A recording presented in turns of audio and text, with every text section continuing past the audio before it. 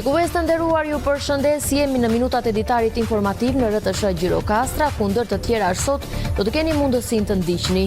Kryeministri Edi Rama teksa u bë pjesë e prezantimit të skemës kombëtare të bujqësisë, tha se garancia sovrane që mund të arrijë deri në 1 miliard euro është në dispozicion të fermerëve, por nuk është shfrytëzuar sa duhet. Ai kërkoi nga pushteti vendor të angazhohet më shumë në bashkëpunim me fermerët për të përfituar nga këto fonde.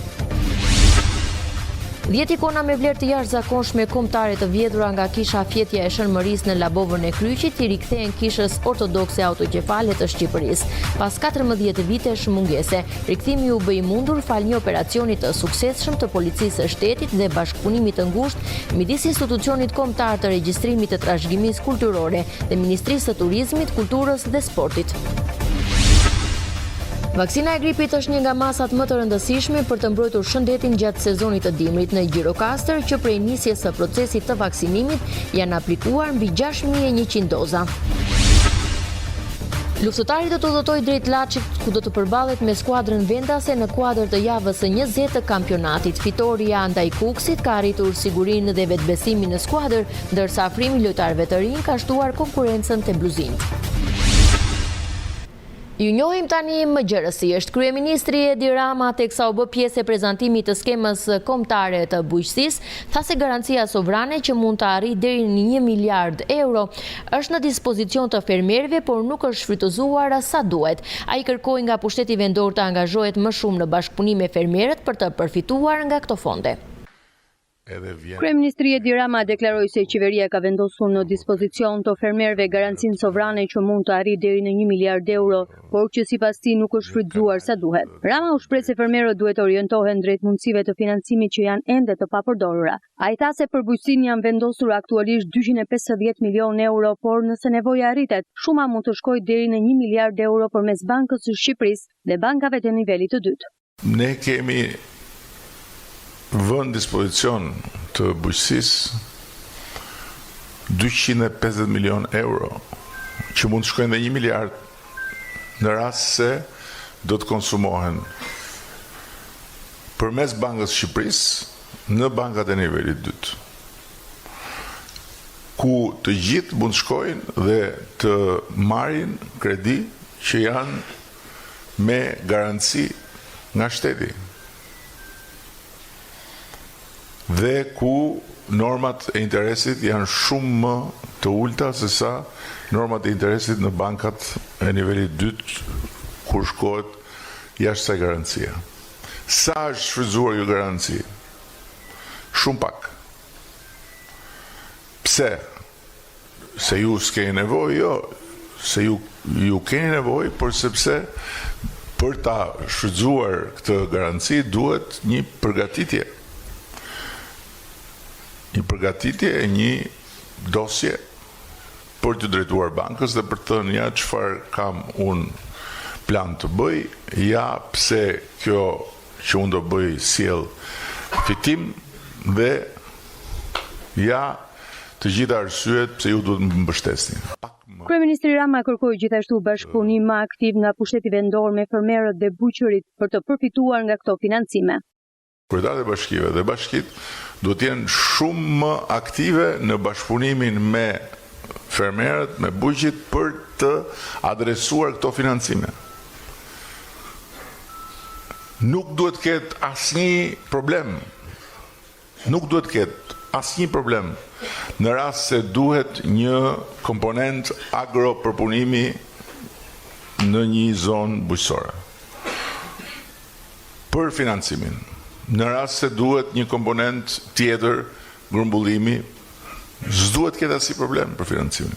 Në rast se duhet një stall tjetër, në rast se duhet një mekanik tjetër, në rast se duhet një logjistik tjetër, s'duhet ketë asnjë problem. Pse? Sepse bashkit dhe ju mund të krijoni nukle, struktura të përbashkëta, kompani të përbashkëta për të marrë këto financime. Janë aty financimet. Presin. Kryeministri Rama shtoi gjithashtu se disa komponentë të tjerë të financimeve mund të jenë më të vështirë për të përdorur, por njoja dhe aftësimi për t'i shfrytzuar do të rritet gjithmonë. 10 ikona me vlerë të jashtëzakonshme kombëtare të vjedhura nga kisha Fjetja e Shënmërisë në Labovën e Kryqit i rikthehen kishës ortodokse autoqefale të Shqipërisë. Pas 14 vitesh mungesë, rikthimi u bë i mundur fal një operacioni të suksesshëm të policisë së shtetit dhe bashkëpunimit të ngushtë midis institucionit kombëtar të regjistrimit të trashëgimisë kulturore dhe Ministrisë së Turizmit, Kulturës dhe Sportit. Pas 14 viteve mungesë, ikonat e vjedhura nga kisha Fjetja e Shënmërisë në Labovën e Kryqit janë rikthyer atje ku i përkasin. Rikthimi i tyre u bë i mundur fal një operacioni të suksesshëm të policisë së shtetit dhe bashkëpunimit të ngushtë institucional mes Ministrisë së Turizmit, Kulturës dhe Sportit dhe Institutit Kombëtar të Regjistrimit të Trashëgimisë Kulturore. Lajmi u bë i ditur gjatë një takimi zyrtar në Ministrinë e Kulturës, ku ministri Blendi Gonxha priti fort lumturinë e tij kryepeshkopin e kishës ortodokse autoqefale të Shqipërisë, Joanin. Gjatë fjalës së tij, ministri Gonxha theksoi se ekspertët kanë identifikuar 10 ikona me vlera të larta historike dhe shpirtërore, të cilat ishin vjedhur nga një prej monumenteve më të rëndësishme të trashëgimisë kulturore dhe fetare në jug të vendit. Ekspertët identifikuan 10 ikona të vjedhura nga kisha Fjetja e Shënmërisë në Labovën e Kryqit, të cilat sot po i rikthehen kishës ortodokse pas 14 vitesh mungese. Jo vetëm u shpëtuan nga trafikimi pasuritë kulturore, por është edhe një shembull shumë domethënë suksesi, i cili dëshmon qartë se sa jetik është regjistrimi i pasurive kulturore si mjeti i vetëm dhe i besueshëm për identifikimin më pas të tyre dhe të origjinës tyre, në rastet ku ato rrezikojnë të trafikohen apo humbasin apo kur kapen nga policia. Ky rikthim nuk është vetëm një akt ligjor, por edhe një akt drejtësie historike dhe shpirtërore. Bashkëpunimi me policinë e shtetit dhe me kryepeshkopin dhe me të gjitha komunitetet fetare do të vijojë pa ndërprerje me qëllim gjetjen dhe rikthimin e objekteve të tjera të deklaruara si të humbura në një angazhim të pakompromis për mbrojtjen e trashëgimisë sonë kulturore. Qëllimi ynë është i qartë të mbrojmë trashëgiminë tonë kulturore, ta restaurojmë dhe të japim identitetin e merituar vendit tonë në këtë mozaik unikal të trashëgimisë kulturore. Nga ana e tij, kryepeshkopi Joan shprehu mirënjohjen për të gjitha institucionet dhe individët e përfshirë në gjetjen dhe kthimin e ikonave. Ai theksoi se këto objekte nuk janë vetëm vepra arti, por pjesë e identitetit kulturor dhe shpirtëror të vendit, duke shtuar se mbrojtja e tyre përbën edhe një vlerë për identitetin evropian të Shqipërisë. Dua të falenderoj gjithë ata njerëz që i gjetën dhe i mblodhën 10 ikona shumë të bukura dhe shumë të rëndësishme për historinë tonë. Dhe sidomos jam shumë mirënjohës ndaj ministrit, i cili pati angazhimin, dëshirën për t'i kthyer përsëri kishës ortodokse. Ne jemi të gjithë të angazhuar për ta mbrojtur këtë kulturë e këtë identitet. E kjo është një nga pasaportat tona edhe për identitetin ton europian e të kulturës europiane. Besoj që bashkëpunimi do vazhdojë edhe më tej për të mirën e të gjithëve. Takimi u shoqërua edhe me diskutime mbi bashkëpunimin e mëtejshëm mes Ministrisë së Turizmit, Kulturës dhe Sportit, institucioneve të trashëgimisë kulturore dhe kishës ortodokse për restaurimin dhe ruajtjen e kishave dhe manastireve që gëzojnë statusin monument kulture. Ministrja e Arsimit Mirela Kumbaro njoftoi nisjen e reformës për përditësimin e 140 teksteve shkollore pas një dekade nga ndryshimet e fundit kurrikulare. Tekstet e reja përfshirë gjuhën shqipe, qytetarinë dhe etik do të jenë gati për përdorim në shtator, duke nisur nga klasat hyrëse të cikleve shkollore. Viti i ardhshëm shkollor do të sjellë ndryshime thelbësore në çantat e nxënësve të arsimit parauniversitar. Ministri i Arsimit Mirela Kumbaro njoftoi nisjen e një procesi masiv për përditësimin e 140 teksteve shkollore, një lëvizje që sipas saj vjen si domosdoshmëri pas një dekade nga reforma e fundit kurrikulare. Gjatë një takimi pune me stafin e Agjencisë së Sigurimit të Cilësisë në arsimin parauniversitar, Kumbaro bëri të ditur se ekspertët po punojnë me ritme të larta për të garantuar që materialet e reja të jenë gati në shtator. Janë 140 tekste që do të përditësohen, është një punë që nuk ka orar, është një punë që bëhet nga ekspertët më të mirë të lëndëve dhe të kurikulave në Republikën e Shqipërisë, janë Lito Zonja e Zotrin, të cilët nuk i njihni, nuk kanë ndoshta skenë, por janë ata që qëndrojnë para cilësisë së arsimit. 140 tekste do të përditësohen dhe 44 prej tyre janë në gjuhë të huaja. Por jo vetëm kaq, ne si vjet, për herë të parë do të bëjmë krejt lëndët e reja për 4 lëndë rëndësishme, siç është edukimi qytetar, që ka nevojë të jetë krejt i ri, për klasën e parë, për klasën e 6 edhe për klasën e 10. Po kështu lëndën e gjuhës shqipe dhe do të vazhdojmë edhe me lëndët e teknologjisë informacionit, që nga klasa e parë fillore dhe deri në maturë. Dhe do të vazhdojmë pastaj vitet e tjera me klasën e 2, me klasën e 7 për të ndjekur gjithë rinovimin e këtyre lëndëve.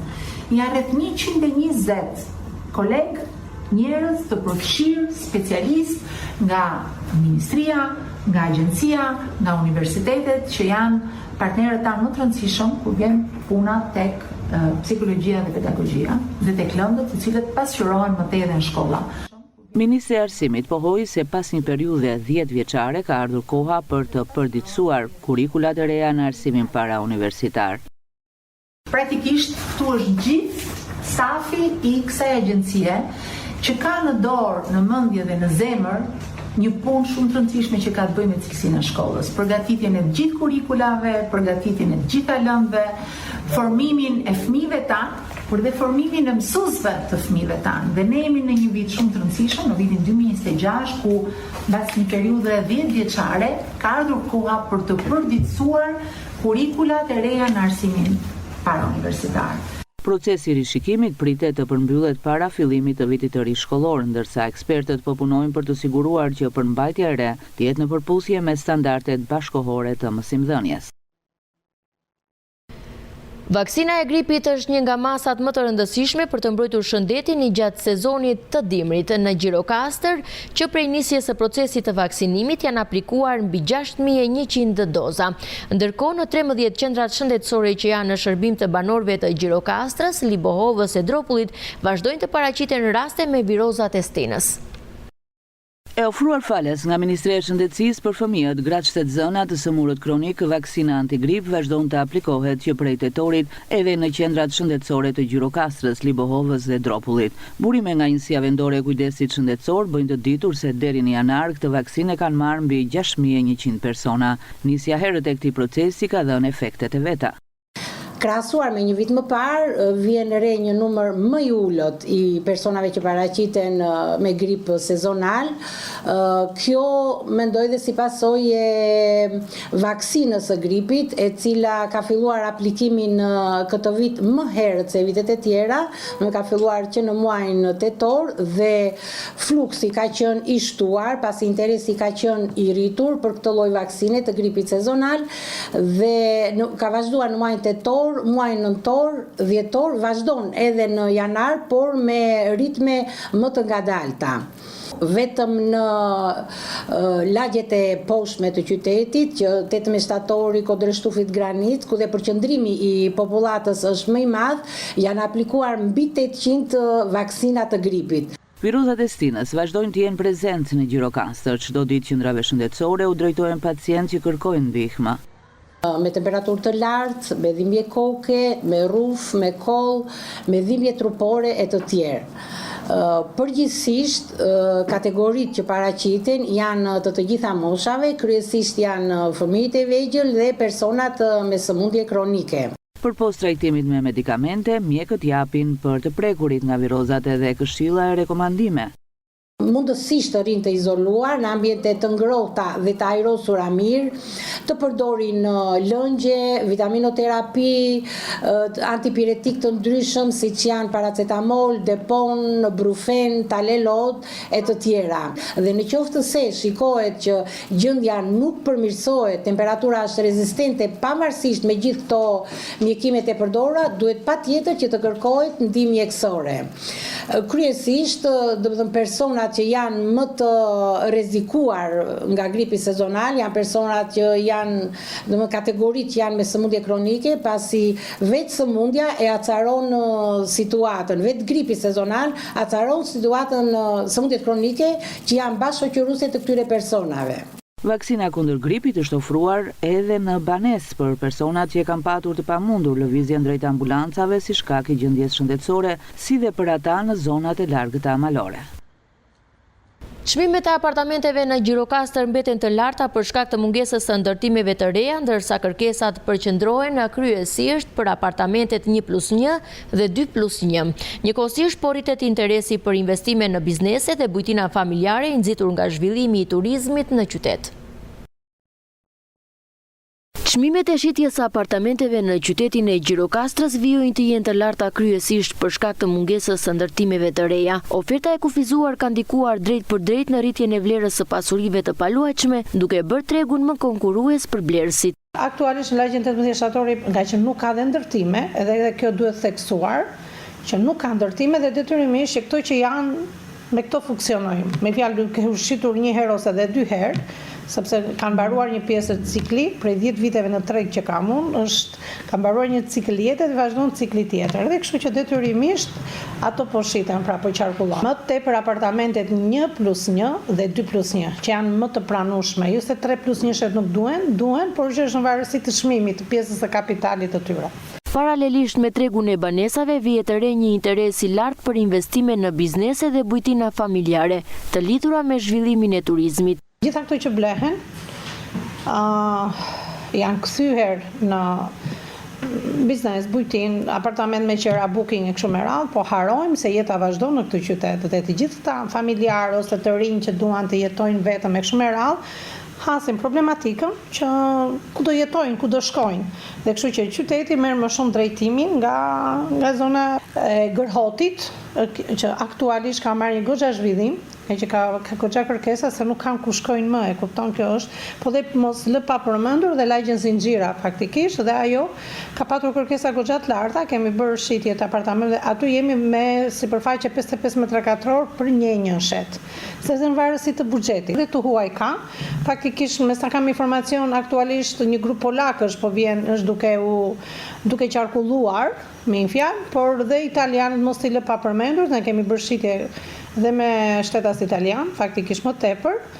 Këndë nga Greqia shumë pak, më shumë i marrin me qira, vinë të ardhur nga me fjalë për shtetas grek që me punrat, nuk e di si funksionon kjo lloj pjese, por që ka patur.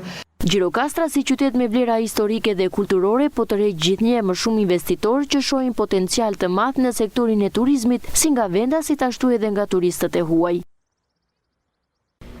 Dropulli është një destinacion natyror që ofron përvoja unike gjatë gjithë vitit. Edhe në stinën e dimrit, monumentet e natyrës mbeten të vizitueshme duke u shndërruar në hapësira qetësie, ajri të pastër dhe peizazhe mbreslënëse. Parku natyror, bredhi i Sotirës, fshatrat malore dhe zonat pyjore ofrojnë mundësi për shëtitje, relaks dhe kontakt drejt për drejt me natyrën. Parku Bredhi i Sotirës është monumenti natyror më i vizitueshëm edhe në stinën e dimrit në zonën malore të njësisë administrative Dropulli Sipër. Ai shtrihet në maljet e Murganit dhe Stugarës, në një sipërfaqe prej 1.740 hektar. Bashkia e Dropullit disponon një sipërfaqe prej 10.500 hektar me pyje. 8 fshatrat malor të njësisë administrative Dropulli Sipër po ekspozojnë ditë ditës bukuritë natyrore të maleve të Murganës dhe të Stugarës. Njëkohësisht, fshati i Selos lakmohet prej vizitorëve, të cilët jo vetëm hulumtojnë natyrën e egër, por përballen me monumente historike të kulturës, që janë Mulli i Vjetër, objekte kulti dhe rënojat e kalas. Banorët e Likomilit takojnë shpesh vizitorë vendas dhe të huaj. Vizitor vinë 100%. Mullëdhirin e bukuritë e natyrës, shpi karakteristike. Vinë vetëm nga Shqipëria, apo edhe nga Greqia dhe nga vendet tjera? Edhe nga Greqia, patjetër, kur kemi festa, kur kemi kështu, Krishari, Likomili mbushet. Gjatë të dimrit vinë vizitor të huaj? E në qikë me rallo, po vinë. Studiosit e traditës në zonë mendojnë se resurset e natyrës dhe shumëllojshmëria e folklorit janë të pastërueshme. Kanë bukuri ose karakteristikat e veçanta. Bukuria e tyre është pikërisht sepse janë kodorinore malore, por kanë pije, kanë burime, ka edhe monumente kulture. Për shembull, fshati Selo është një nga fshatat më të vjetra. Ka disa vite që ka kuriozitar shumë, ka edhe vizitor të ndryshëm, domethënë. Jo vetëm nga Shqipëria, po edhe nga Greqia, po vinë edhe vizitor të huaj që neve nuk i dim dhe nuk i dim të shoqërojmë ose të përcjellëm për dita. Po që vinë, unë kam parë shumë merë, për shembull, që vinë edhe në pjesën ku të nxjerr kimonopatë se na bëjnë pyetje të ndryshme.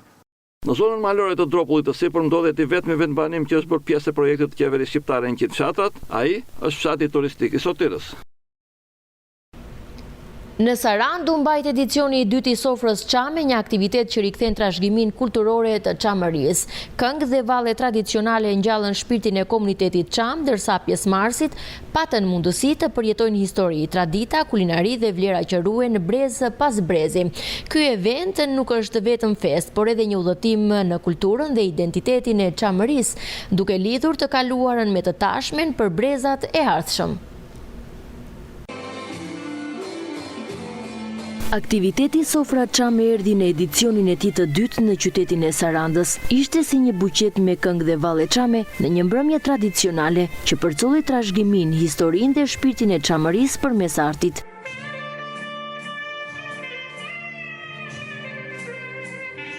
Të rinjtë e përfshirë në grupe artistike çame me repertore dhe veshje karakteristike të çamërisë kishin ardhur jo vetëm nga Konispoli, por edhe nga Saranda për të performuar plot elegancë, ngjyrat dhe tingujt e folklorit të rrallë të kësaj krahine. Një nga organizatorët e eventit, Aleksandra Maze, tha se tradita çame e merr për të rritje nga këta të rinj. Viti i dytë të radhësi që po organizojmë këtë event për traditën çame dhe historinë e saj. Konkretisht me grupin e adoleshentëve dhe të rinjve të Sarandës, grupi Shpirti i Traditës, të cilët me pjesëmarrjen e tyre, koreografitë e tyre na nderojnë sot për dërë një shfaqje fantastike. Vallja e Osman Takës, këngë të ndryshme, po ashtu sofra çame me llojet e tyre të ëmbëlsirave, të cilat pasqyrojnë shpirtin e traditës çame. Atmosfera e sofrës çame në Sarandë u mirëprit nga publiku, i cili u gjallërua nga interpretimi i këngëve dhe valleve tradicionale, ku nuk munguan as poezitë e rrëfime që risollën kujtimet dhe krenarinë e një trashëgimie të vyer. Nga skena e sofrës çame, deputeti Ardit Bido tha se është domethënëse që kënga, vallja dhe kostumet e çamërisë na vijnë të interpretuara dhe të veshura nga gjenerata e re, duke ripërtërir një traditë që të mrekullon. Çamëria është shumë gjerë se kaq, jo thjesht në territor, jo thjesht në njerëz anë mban Shqipërisë nga Shkodra edhe deri këtu, po në kultura, në traditë, në histori, në vlerat e veçanta që i ka sjell të përbashkët të sot që është kombi shqiptar. Çamëria nuk është pjesë e ndarë dhe ndarshme nga Shqipëria, por duke qenë se është skaji i stërvuajtur i shqiptarisë, duhet të kemi detyrim të dyfish që ta përmendim edhe ta kujtojmë në mënyrë të vazhdueshme dhe ta përcjellim te brezat e ri. Eventi Sofra Çame organizohet për herë të dytë në skenën e Sarandës, duke ecur kështu në një traditë të përvitshme për një publik gjithnjë më të gjerë. Ky event po prezantohet si një nisëm e qëndrueshme dhe si një realizim skenik që bashkon të rinjtë rreth traditës dhe kulturës së krahinës së çamërisë.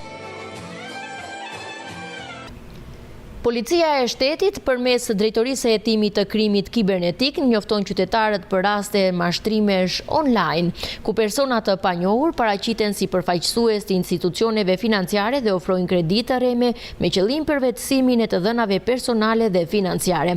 Autoritetet këshillojnë qytetarët të tregojnë kujdes të shtuar, të mos dërgojnë para apo dokumente personale te persona të pa identifikuar dhe të verifikojnë gjithmonë informacionin përpara aplikimit për kredi.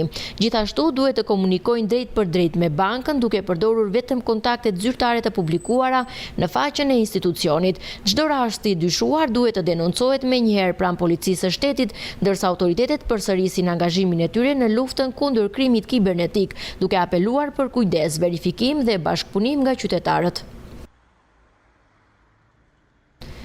Luftëtari do të udhëtojë drejt Laçit, ku do të përballet me skuadrën vendase në kuadër të javës 20 të kampionatit. Fitoria ndaj Kuksit ka rritur sigurinë dhe vetbesimin në skuadër, ndërsa afrimi i lojtarëve të rinj ka shtuar konkurrencën te bluzinjt. Ndër 12 lojtarët e afruar të luftëtarit gjatë merkatos së dimrit është edhe armeni Albert Manacanjan, të cilit ish besuar edhe roli i kapitenit të skuadra Gjirokastrite. Në një prononcim për televizionin Gjirokastra, 28 vjeçari shprehet se ekipit i duhet ende punë për të kompaktuar, ndërsa 2 ndeshjet e luajtura të fazës së dytë kanë rritur besimin tek ta. Thank you all staff, team. Dua të falenderoj gjithë stafin e ekipit dhe trajnerin për ftesën në këtë ekip. Keni një ekip shumë të mirë, kanë ardhur shumë të rinj së fundmi dhe na duhet edhe pak kohë të kuptojnë njëri tjetrin. Kemi gjithçka për të qëndruar në kategorinë e parë, për të shkuar më lart.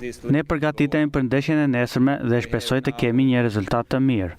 Unë kam parë që pas çdo stërvitje dhe ndeshje jemi të përmirësuar. Ne do të shkojmë vetëm për fitore. Të gjitha ndeshjet janë si finale. Do bëjmë çdo gjë të mundur në fushë. Kemi shumë punë përpara. Me këto dy ndeshje ne kemi fituar siguri për të ngjitur më lart.